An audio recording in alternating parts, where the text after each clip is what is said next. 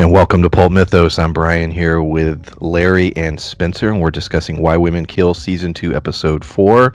Yeah, if you we're doing these reviews every single week, and if you've not hit the sub button or the bell, please do so. Comments and upvotes help push the videos, so we would really appreciate that.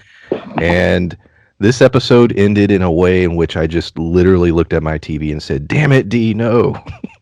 Like that was my thought. We had built up the entire episode where Rita had sort of, taken Alma under her wing and was like, you know what, I'm going to work with her. She's going to join the garden club. She was even admiring Bertram and Alma's relationship. And then she sees Dee and she wants nothing more than revenge because of Scooter. That's going to be a big deal going forward. Yeah, what did y'all think of sort of that conclusion to the episode? Well, it made me think of how she's going to get revenge. Is she going to start off? Is she going to start plotting? Because Alma doesn't know that this is a factor. So is, she going to come right out and say it? Or is it going to be like not a, kind of like a subplot where she's secretly trying to basically demolish her throughout the remainder of this series? I don't know. Yeah, it seems like it may be the sort of thing Rita's trying to do, but here's the thing. Alma, like the entirety of the garden club seems to like Alma. Even Rita started to like Alma, is the thing.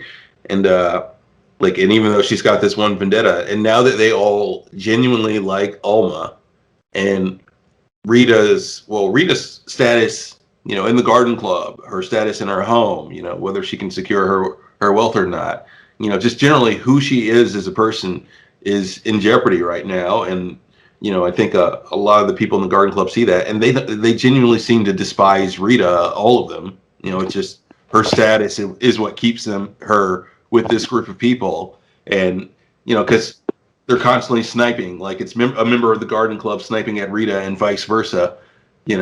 That's going to make it not as easy for her to get rid of Alma, because, they genuinely like Alma. Rita, they tolerate because of who Rita is. I wonder if that's going to cause almost like a role reversal where Alma becomes the new Rita, where everybody's, admiring her. Everybody's putting her up on a pedestal, and where Rita starts losing face, and now she's the frumpy one. Or, perhaps, was it her, I guess, sister-in-law? Catherine.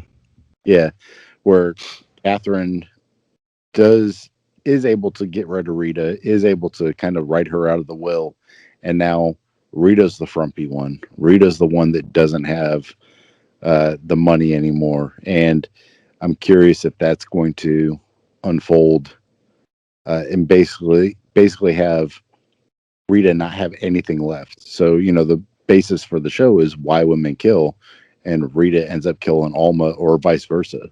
And Catherine's her stepdaughter. But yeah. Yeah.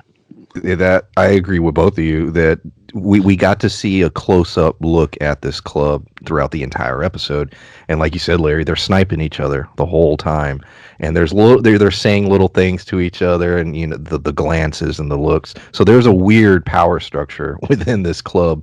I love the moment when Alma's like, how do y'all keep your hands and your nails so pretty, even though you're working in the garden? They all laugh at her. They're like, we don't work in the garden. We pay people for that. And Alma's starting to learn, and like I said, the whole moment in the kitchen where she started learning, okay, you need to be deceitful here, you need to lie there, you need to sort of pit people against each other in certain ways. I agree, she's probably going to rise up, and as soon as she can take that lead position, she will. Oh, yeah. Absolutely. And this will involve, I think, taking more of her neighbors' things, and I think we knew from the minute she saw all that. It's like, okay, this is how she fits in. This is how she wears the dresses that she needs to. This is how she decorates her homes, and to deceive the rest of the garden club into thinking that, she has nicer things than she actually does. And I wonder if that won't just come into play with her neighbor's house, but that will potentially come into play with her old boyfriend. If perhaps even she'll be manipulating and using him for resources in order to fit in with this group of people. If he becomes her Scooter. Oh shit! Yeah. Yeah. If it's more like a sort of reverse Scooter, she's asking him for things, and like because she has all of her neighbors' things. She doesn't have her money, and yes, she can sell some of that, but that only goes so far. And her old boyfriend seems pretty well off, and and it also begs the question of how far is she willing to go? Is she going to stay faithful to Bertram because she seems to want the finer things, and she seems to be consider her old boyfriend one of those things. Yeah, all and stealing these things, we also learned that they weren't as clever as they thought because they left footprints when they got rid of the car. So we now do have detectives digging in, looking. Now they don't appear to be in any way a suspect in this, but it is going to be interesting going forward. The more she takes, the more she starts, using Miss Yost stuff. What else is going to screw her over, or what else is going to be a mistake that could lead back to them? I mean, shit, the dog's digging up the body, literally had it exposed, and Bertram had to, go cover it up. Well, and you look at the cop too, because the lead detective on that is one of the PI's friends.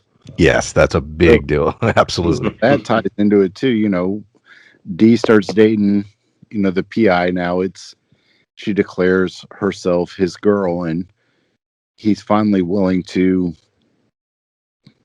kind of get over his own insecurities enough to accept that fact.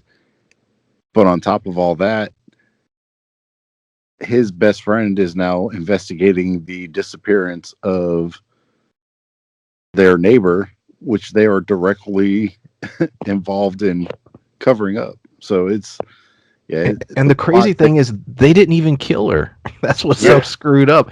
The whole reason they covered her death, her accidental death up, is to cover up all the murders that Bertram had committed getting exposed. So yeah, it's a very wild situation. Yeah, because they didn't want it. If she died and they started investigating anything, it was going to show all the other trophies and things that Bertram have done, and they didn't want him going to jail for forever. And not because she was worried that he was going to go to jail because he killed somebody. She was worried about not the controversy, it would mess up her chances in the club. Yeah, which shows that Alma is willing to go really far just to fit in with this group of people. So yeah, and I doubt that at this point in the series that we've seen the full depth of how far she's willing to go. Like like you said, Dee's boyfriend is now friends with the lead detective on this case, and that detective may not figure it out, but the fact that there's a good chance that he's going to be in the house likely because he's dating Dee now, so he's going to go meet her folks. He's going to notice some things. He's going to have coffee with his old buddy at some point, and he'll he'll talk about this case and some of the evidence with him, and he'll overhear things, so that leads us back to the fact that he may well figure this out, just given that he's so entrenched in everything that's going on right now. And the question is, like, does he solve this thing? Does he and potentially in the process ruin his relationship with Dee, because he'd have to send her parents to jail, but I don't know. I guess we'll see how this plays out, but I get the feeling, like we were saying earlier, that the detective, he'll be the one that cracks this whole thing, just given how close he is to everything. Yeah, but I love that they didn't take too long. They went ahead and gave us the backstory for Vern. They were just like, yeah, he had a relationship he was in. He went to the war. He got wounded. His leg got messed up. He came back, and she was just like, I'm not interested anymore. And that's what kept him from dating, and Dee sees it because he gets in a knife fight with a client, or well, not really a client, but a client's case, and she sees his leg and is like, I don't give a shit. That's cool. And so, yeah, I definitely think he's already shown how clever he is. He's going to figure this out. That's my assumption, and that what he does with that information and where that goes. What does Dee do? When she starts learning the truth, and I think that's going to be a big part of the back end of this season. Yeah, because I feel like she's going to figure it out too. She's pretty smart, or at least she seemed to have been pretty smart throughout the series. So yeah, when Dee finds out, what does she do? Yeah, she's smart and far less. I don't know. She seems to be content with who she is as a person, where her mom is not, and she's got these aspirations in life that Dee doesn't have. Dee just wants kind of a normal life where she wants what she wants, and now she's willing to put herself out there, because we talked about it in the first episode where she didn't feel she was pretty, and her mom said, be grateful for basically any guy that gives you any attention. And now she has higher self-esteem. She feels better about herself, but she also doesn't have these like aspirations to basically be fake, where her mom is trying to be something she's not, to increase her status in life. And I'm curious if Dee will turn on her own mom come the end of this, and boyfriend while he's investigating. Well, yeah, because they have two very different philosophies on life, and her mother seems to think that the only way she can get ahead is by latching on to this group of people, and it's taking them down two drastically different paths. And Dee seems like the type that wouldn't suspect any of what's going on from her parents. So I'm curious how that hits when everything's exposed. Bertram finds a new target. This whole scene and scenes were played brilliantly. One of the women who comes to the house, this part of the club, she has to bring her aunt with her, Aunt Martha, and she's like, I don't want to deal with her. So Alma basically tells Bertram, keep her in the kitchen, keep her away from the other women. He does, and she starts to talk about, how she's in pain and she's sick, and all of a sudden he gets very sympathetic, and I want to hear about it. I can come visit you, and I'm just like, oh shit, like he smells blood in the water. He's got the craving again. He's clearly considering doing what he does, and yet again, this is someone who's associated with the garden club, or with someone who's in the garden club. I'm assuming he's going to at least try, maybe succeed, and that's another dynamic. So you have all these things. You have the detectives, the connection with Dee and Vern. Now you have Bertram, who's probably going to try and commit another murder. They're trying to cover things up. You have the Rita wanting to go after Alma now, and Dee, because she's pissed off at Dee for screwing Scooter. So all these things are all happening around each other. But yeah, the second I saw Aunt Martha, she started talking about how bad she felt. I was like, oh shit. I was like, you're in trouble, run.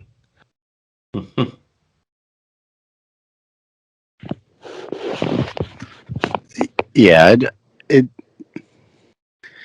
like I said, every storyline seems to be not coming to a head. It's a little bit too early for that, but it's putting its foot in the right place to intertwine with each other, to where the outcome is in question. You don't know who's going to take whose side, how it's going to play out, whether or not Catherine's going to win, or whether or not Rita's going to win, or Alma's going to take over.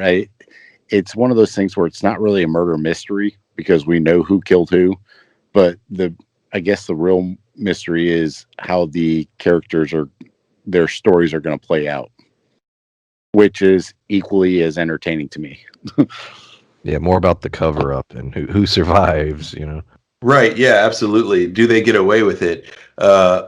And I think at this point, like you said, because so many plot lines from the beginning are kind of resolved now. So I think, next episode on, we're at kind of a turning point where we're building new storylines.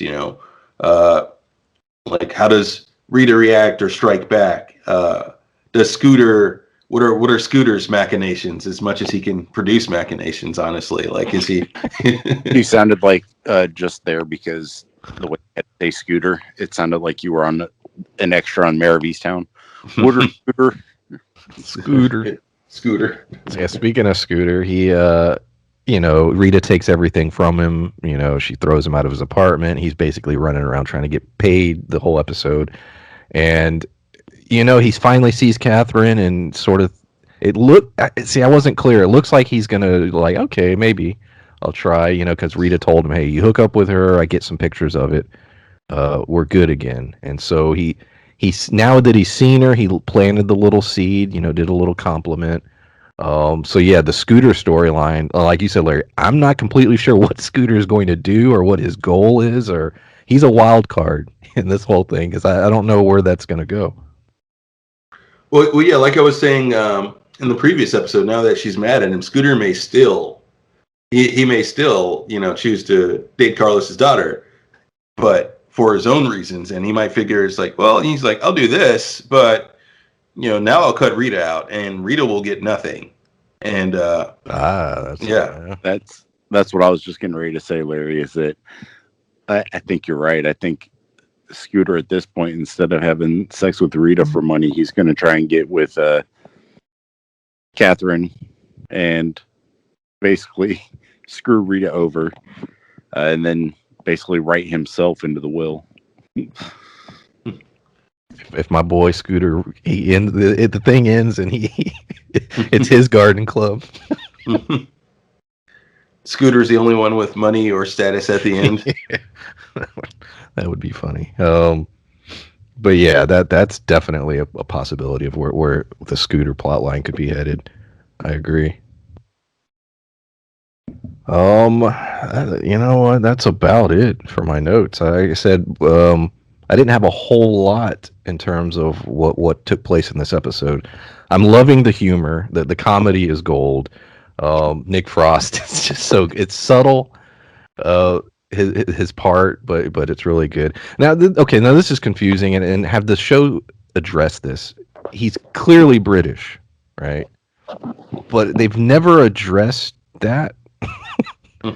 In other words, correct me if I'm wrong. He's not putting on an American accent. He is a British dude. Yeah, that's what I've been hearing. Even in the show. So I'm like, well, why? Because when they were talking about, have you been to Paris and all this? I'm like, does he?